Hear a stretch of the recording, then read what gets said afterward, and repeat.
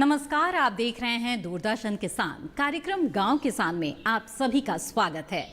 मैं हूं आपके साथ मोनालिसा। इस कार्यक्रम में हम आपके लिए खेती और पशुपालन से जुड़ी हुई कुछ महत्वपूर्ण जानकारियां लेकर आते हैं अपने 3 सेगमेंट खेती किसानी, हमारा पशुधन और कामयाब किसान की दास्तान के जरिए। तो आइए शुरू करते हैं आज का कार्यक्रम। आइए सबसे पहले शुरुआत करते हैं अपने पहले सेगमेंट की, यानी कि खेती किसानी की। केंद्र सरकार किसानों के हित को ध्यान में रखते हुए और कृषि क्षेत्र में महत्वपूर्ण बदलाव लाने के उद्देश्य से 3 महत्वपूर्ण कृषि कानून लेकर आई है, जिसमें से एक है कृषक उपज व्यापार और वाणिज्य संवर्धन व सरलीकरण कानून। आइए विस्तार से जानते हैं इस कानून के बारे में कि किस तरह से ये कानून वन नेशन वन मार्केट की अवधारणा को मजबूत करता है और किसानों को कई तरह के फायदे पहुंचाता है।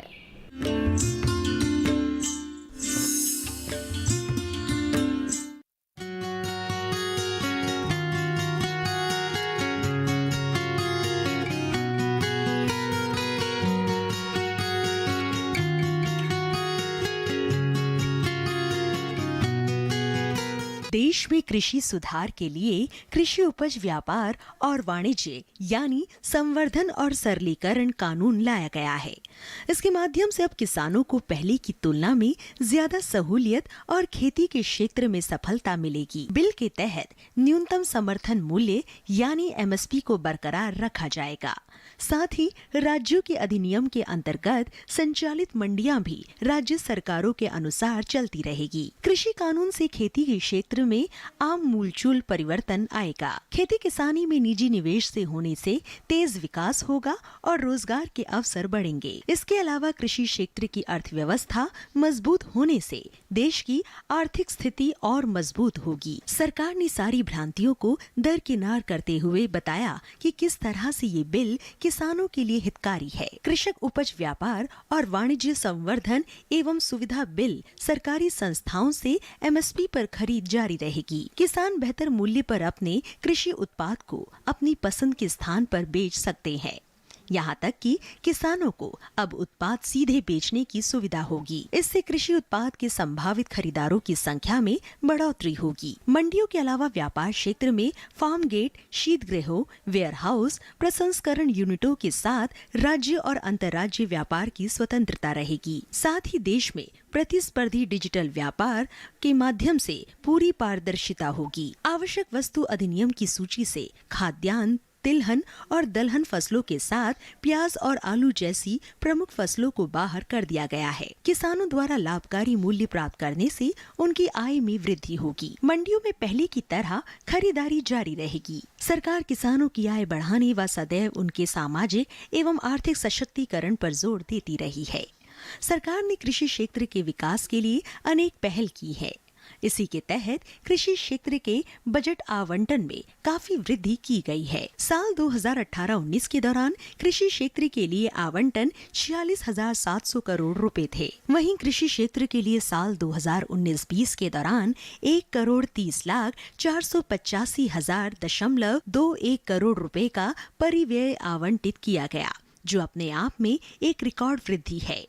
खाद्यान्नों के उत्पादन संबंधी अंतिम अनुमानों के अनुसार भारत में वर्ष 2018-19 के दौरान 285.20 मिलियन टन उत्पादन हुआ और वर्ष 2019-20 के चौथे अग्रिम अनुमानों के अनुसार अनुमानित उत्पादन 296.65 मिलियन टन है। इस तरह कृषि के क्षेत्र में बढ़ते आयाम सरकार की नीतियों और किसान की मेहनत का परिणाम है।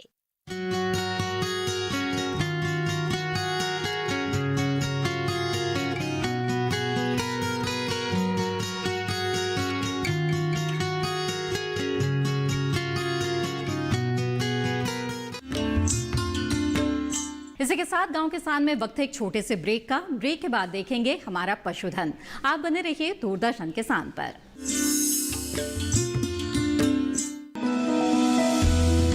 जानकारी जो किसानों के लिए हो लाभकारी, समस्याओं पर पड़ेगा समाधान भारी, कृषि की हर बात का ख्याल, कब कैसे की जाए बेहतर देखभाल,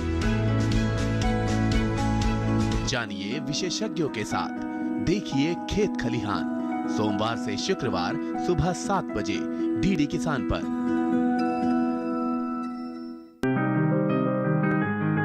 बीमारियों से कैसे बचेगी फसल? मवेशियों की मुश्किलों का क्या है हल? कहां से लाएं बीज, कितनी लगेगी खाद? किसानों के हर फोन का विशेषज्ञ देंगे जवाब। देखिए हेलो किसान लाइव, सोमवार से शुक्रवार शाम 6 बजे।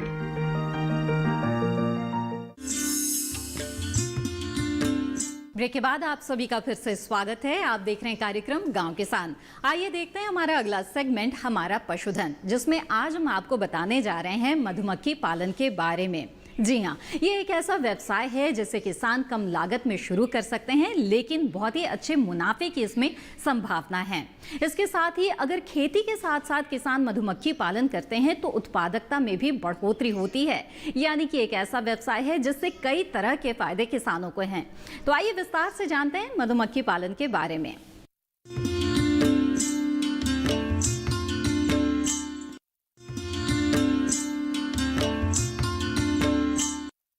मधुमक्खी पालन एक ऐसा व्यवसाय है जिससे हर साल लाखों की कमाई की जा सकती है। ये एक कम खर्चीला और ज्यादा मुनाफा देने वाला व्यवसाय है। मधुमक्खी पालन से न सिर्फ शहद बल्कि मोम, प्रोपोलिस, रॉयल जेली, डंक विश जैसे पदार्थ भी प्राप्त होते हैं। साथ ही मधुमक्खियों से फूलों में परागण होने के कारण फसलों के उपज में लगभग 1/4 अतिरिक्त बढ़ोतरी हो जाती है। जी हाँ, मधुमक्खियों की उपस्थिति में सामान्य और परागण वाली फसलों की पैदावार 20 से 30% तक बढ़ जाती है। विभिन्न सर्वेक्षणों के अनुसार वैज्ञानिकों ने ये सिद्ध किया है कि मधुमक्खियां अगर 1 रुपए का लाभ मधुमक्खी पालक को पहुंचाती है तो वो 15 से 20 रुपए का लाभ उन काश्तकारों और बागवानों को पहुंचाती है जिनके खेतों या बागों में ये परागण और मधु संग्रहण के लिए जाती है। यानी ये साफ है कि ग्रामीण अर्थव्यवस्था में व्यापक परिवर्तन ला सकता है। इस व्यवसाय को करना आसान होता है क्योंकि इसे छतों पर, मेड़ों के किनारे या तालाब के किनारे कहीं भी किया जा सकता है। जिन किसानों की जोत छोटी है वे खेती बाड़ी के साथ साथ मधुमक्खी पालन व्यवसाय को आसानी से कर सकते हैं। शुरुआत में किसान इस व्यवसाय को 5 कॉलोनी यानी 5 बॉक्स से शुरू कर सकते हैं, जिसमें एक बॉक्स में लगभग 4000 रुपए का खर्चा आता है। इनकी संख्या को बढ़ाने के लिए समय समय पर इनका विभाजन कर सकते हैं। अच्छे मौसम में मधुमक्खियों की संख्या बढ़ती है, तभी मधुमक्खी परिवारों का विभाजन करना चाहिए। ऐसा न किए जाने पर मधुमक्खियां घर छोड़कर भाग सकती हैं। इसके अलावा जब मधुमक्खी परिवार कमजोर हो और रानी रहित हो तो ऐसे परिवार को दूसरे परिवार में जोड़ देना चाहिए। इनमें से एपिस सिराना इंडिका और एपिस मेलिफेरा जाति की मधुमक्खियों को आसानी से लकड़ी के बक्सों में पाला जा सकता है।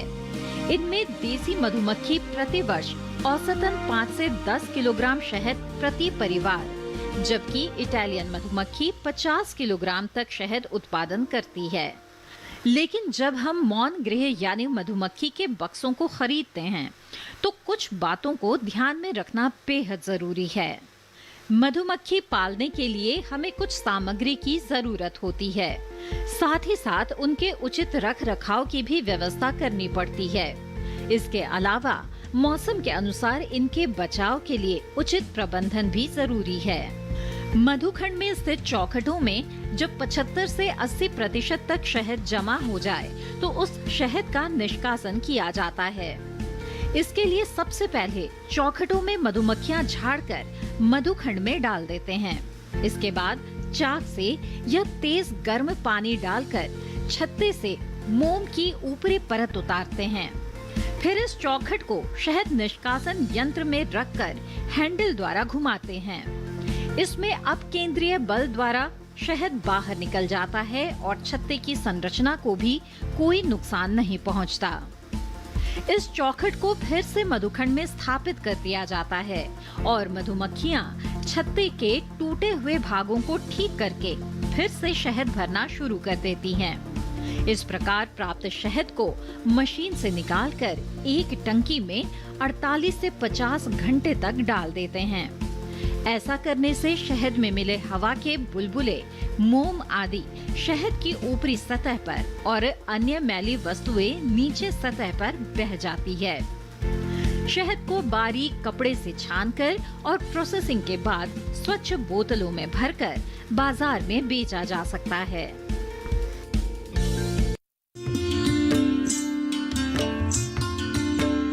पशुओं से अधिक उत्पादन प्राप्त करने के लिए जरूरी है मौसम के अनुसार उचित पशु प्रबंधन।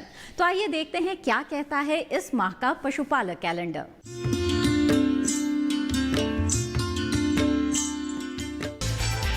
पशुपालक कैलेंडर अक्टूबर माह में ध्यान देने वाली बातें। इस माह में सर्दी का मौसम शुरू हो जाता है, अतः पशुओं को सर्दी से बचाव का उचित प्रबंध करें। मुंहपका, खुरपका रोग, गला घोंटू रोग या फड़किया रोग के टीके यदि अभी भी नहीं लगवाए हों तो कृपया समय रहते टीके लगवा लें। अधिक चारा लेने के लिए बरसीम फसल की उन्नत किस्मों की बिजाई इस माह अवश्य कर लें। भेड़ के शरीर को ऊन कतरने के 21 दिन बाद बाहरी परिजीवी से बचाने के लिए कीटाणुनाशक घोल से भिगोएं। परजीवी और कृमि नाशक दवा देने का उपयुक्त समय है। इसी के साथ कार्यक्रम गांव किसान में वक्त है एक और छोटे से ब्रेक का। ब्रेक के बाद देखेंगे कामयाब किसान की दास्तान। आप बने रहें दूरदर्शन किसान पर।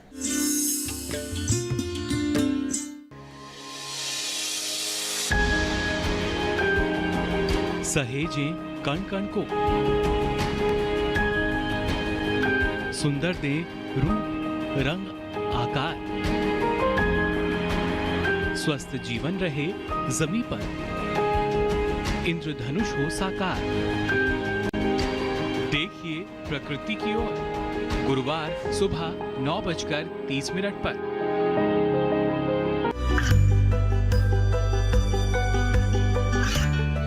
गांवों और पिछड़े क्षेत्रों में सरकारी योजनाओं की जानकारी पहुंचा। देश में कौशल और क्षमता विकास कर ग्रामीणों को सामाजिक बदलाव और विकास से जोड़ने की दूरदर्शन किसान की पहल चौपाल चर्चा देखें सोमवार से शुक्रवार सुबह 9 बजे।